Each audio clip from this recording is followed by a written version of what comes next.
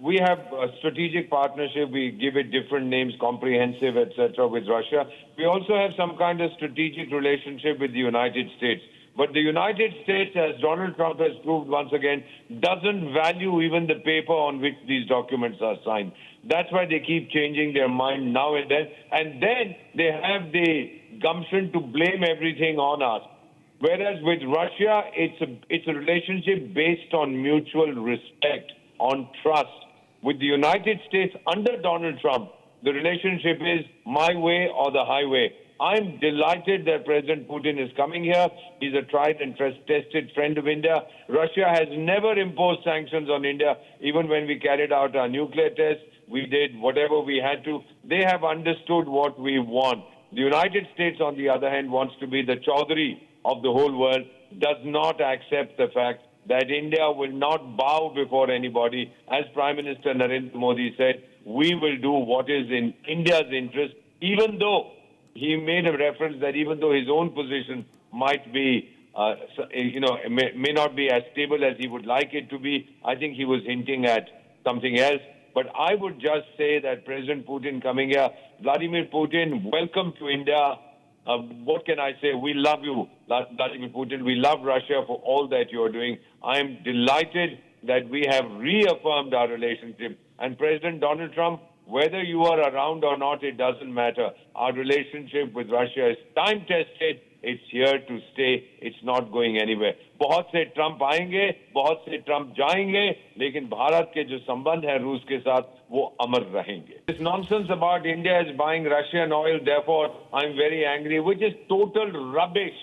We've been buying Russian oil for 3 years since the Ukraine conflict started. We've been buying it before that also. We've increased our purchases because Russia gave us a special price. Europe buys much more than we do. America has been dealing with Russia. So this is arrant nonsense. And let me tell you something, ma'am, knowing what Donald Trump's mindset is, let's say we stop buying oil from Russia. Tomorrow he'll say, now stop buying defense equipment. All right, we'll stop buying defense equipment. Then he'll say, now break diplomatic relations with Russia. Theoretically, I'm saying hypothetically, if we do that, then he'll say, now get out of BRICS. There's no end to the demands that he makes.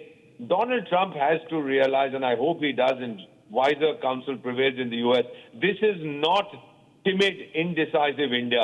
This is Bharat Bahadur. You know, ma'am, Donald Trump's target is not our oil purchases. His target is India's agriculture sector. I don't know how many of your viewers are aware that some 200 countries, countries and territories, actually buy Indian agricultural products. These include basmati rice, non-basmati spices, buffalo meat, sugar, wheat we are selling. There was a time, ma'am, you might recall, you are too young, but your parents will know 66, 67, when the rains didn't fail, we had to beg the United States for wheat. And, ma'am, let me tell you something. I remember distinctly 80 Mondays in 1966 and 67. I have slept hungry. It wasn't easy at that age.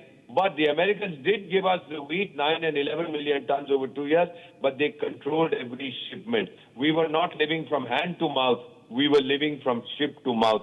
We don't want to go through that again. Our farmers came to our rescue. Farmers are our national heroes. And if McDonald Trump thinks that he can damage or enter India's agricultural sector to make us dependent on the U.S. once again, I wonder what kind of cocaine he snorts.